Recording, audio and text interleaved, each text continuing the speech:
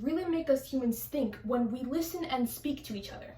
If you were to talk to someone, would you consider acting or treating them differently? Had you taken that thought into consideration? Throughout the general human society, gender has influenced and has been influenced by interactions between people of both and all genders. But understanding just how and why it does so opens our minds to many advantages, such as enabling the understanding of the different perspectives that have been shaped and formed, provides us with clear intel on just what makes a man and woman different yet similar, and hence enables us to take note on just how society plays a big part on communication between genders.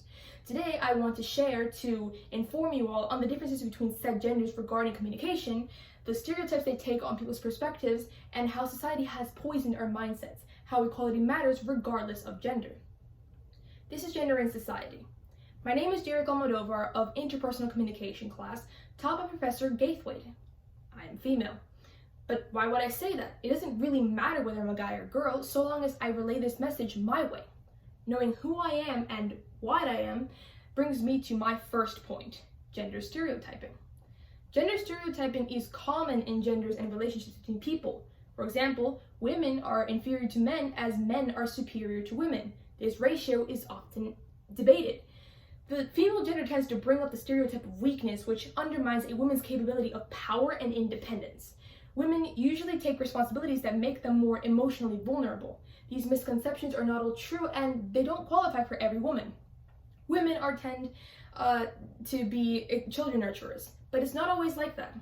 They may be stressed or lonely, they might feel like they are not up to the task, they might even regret their decisions.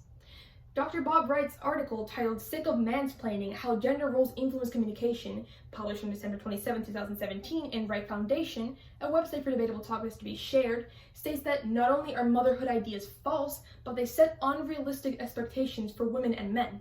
A new mother may feel isolated and alone, as though she's not the only woman, as though she is the only woman who has ever experienced challenges in motherhood due to these false expectations. She may worry it's selfish to focus on her own purpose and fulfillment outside of the role of motherhood.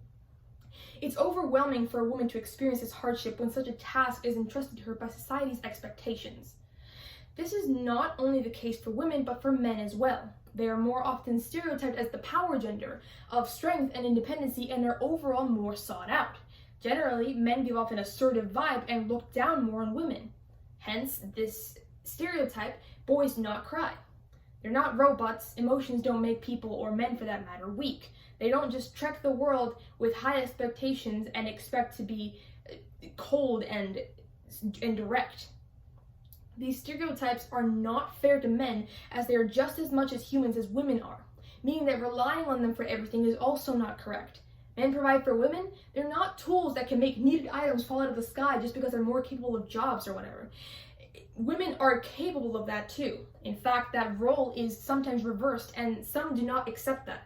Regardless of that, there is also roles that provide their own benefits and make each other equally match. Gender communication and behavior styles are different and provide different effects, but this doesn't qualify for competition. According to the January 8, 2015 article by Debbie Churgai titled "The Influence of Gender on Communication Style," published in LinkedIn, which is a website for professional topic sharing and connecting with others, it is commonly generalized that females communicate in a more indirect, elaborate, and emotional sense that can reflect uncertainty, tentativeness, and lack of authority, while males are perceived to have a communication style that is direct, succinct, and instrumental. This divides us to our gender roles based on emotional expression, making us very different, and yet, if done properly, could make us cooperate effectively. As Dr. Wright says, it makes for two roles of a relationship, the regulator and the energizer. That being said, women and men could have reverse roles if their nature and early nurture saw fit. Think of humans as sponges. We take in what we see, what we experience, what we're taught, and we put it to our own use, whether on purpose or on accident. Joy Nash's article titled "Gender Roles in Modern Society," published in the year 2016 in One World Education, another site for discussions, stated, "Many of the gender stereotypes we know today were not always present in the past. They are relatively new trends in human society. This is because social expectations change over time and often develop differently in cultures around the world." He also stated that these stereotypes can be harmful because they motivate people to condemn and oppress those who do not fit the traditional gender roles. As a result of this oppression, many people struggle to reach their full potential. This leads me to my final point. While both genders can socialize based on their nature, they're also affected by how society has become over the years. Society takes a massive toll on gender communication. It has intoxicated the way we think, who we are, and how we treat each other. The color pink wasn't always for women, as blue wasn't always for men. 80 years ago, these stereotypes did not exist. That's how society has changed. That's how much it changed, and it certainly wasn't for the better. Perhaps it's the cruelty of people that brings others to want to change themselves. Our society is so plagued that we tend to harm each other before we even begin to communicate and interact. Our gender norms are beyond normal at this point. This unhealthy balance has developed favoritism between genders that are both misunderstood. The world does not revolve solely around certain people. Should this have been the case, then people will not have a place in the world, because the constant corruption of the society we live in will continue to mistreat and misguide people. The lack of equality between one another is the biggest mistake society has ever chosen to make. In summary, gender has both influenced interaction and has been influenced by society. Stereotyping is common and involved in misconceptions. Both genders act and communicate differently but can cooperate. Society indeed plays a role in how people think and speak of and to each other.